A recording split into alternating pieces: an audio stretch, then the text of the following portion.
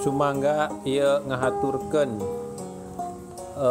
pupuh Mas Kumambang kasedih Prabu Gagak Ngampar waktos nguping putrana ti adeg ciluhur anu gugur di pagunungan daya luhur waktos perang bareng jeung pasukan Siliwangi.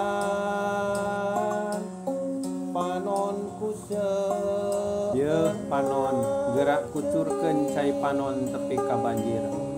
Sok gerak ceung ceurikan ku ngecelakna cai panon. Bahena cai panon sarta ngaliwatan peuting teu sare. Nepi panon kaula lamur ku bijilna getih. Ningali putra kaula nu di luhur bentang. Nu sakuduna teu kudu kaula pigawe. Pikeun sakapeung kaula mopohokeun kabeh kasusah. Kaula anggeus ngadenge warta eta anu beuki sumebar. Sarta kaula pinuh kasusah ngadengena. Putra kaula jig geramian.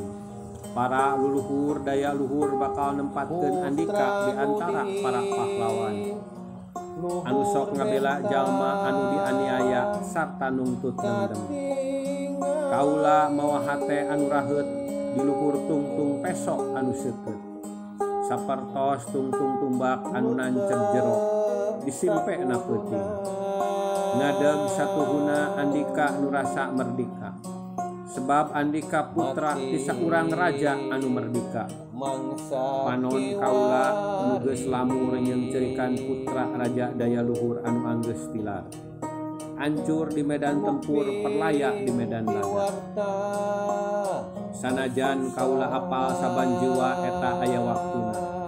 Kaula tetep rek nyeunceurikan andika moal eureun.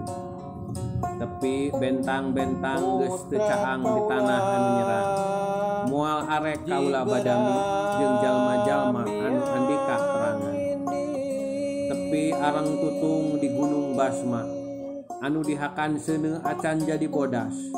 Bejakeun katurunan Siliwangi wanci patepang jeung manehna. Jeroan manehna kalawan sora anu bedas.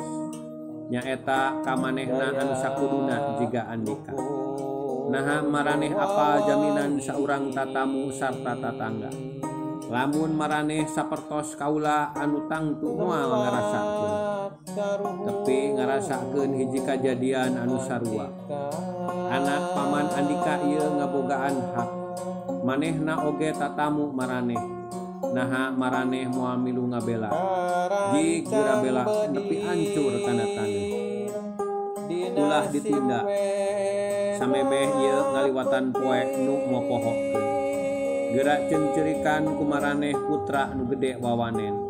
Anu anggeus diteang ti alam kahirupana. Dina kepungan hujan pelor anu telenges narajang. Kaula moal sare tepi maraneh ngaluarkeun pasukan kuda kalawan amarah. Anu narajang ganggas bari mawa pakarang. Naha maraneh arek nyumput di jero liang. Nungguan maot nu tetep pasti datang. Nyampeurkeun ka imah anu cicingan atawa dina lalampahan. Perang ieu tetep arek ngajadikeun nguluwut jiga angin ribut. Nyungsem nataneuh sarta tonggong nu katempo buligieun. Di poe manehna ngaluarkeun kabeh kakuatana. Awas arek ngabedil singa bulu beusi anu kejem. Nu ngajaga kandang singa anu perkasa dina prahara peperangan.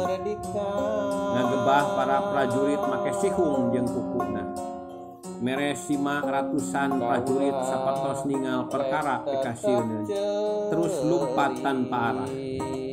Rempan ku hariwang, milih maut di luhur pinarep. Yeuh panon, sok kucurkeun cai panon jiga curug walungan Cimanik. Ngumbah lalaki pahlawan di sisi Cijalu.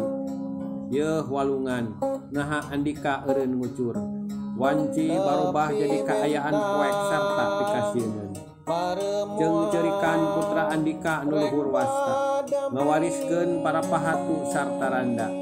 Gerak jeung ceurikan putra andika lamun din hiji wanci andika ditanya tatangga atawa dulur mangka jaga ditungtung-tungtung gunung di tanah daya luhur Andika arek ngadenge halewung nu patembalan di jalma-jalma nu nyeungceurikan saurang pahlawan. Di ruhakna gunung Basma. Eta kitu minangka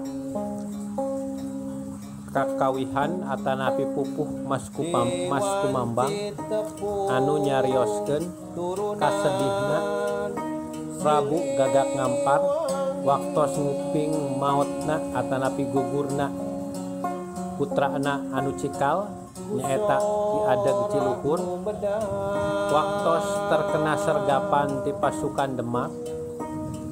Waktos eta daya luhur anu ngagabung sareng pajajaran anu dipimpin ku Siliwangi Surawisesa ngabendung serangan pasukan Demak di pagunungan daya luhur anu niwaskeun putrana. Mugi peristiwa eta sing kaemut ku anak incuk daya luhur waktos karuhuna kapungkur berjuang dina peperangan di Hulu Lebak Cijalu. Pinuh pusaraka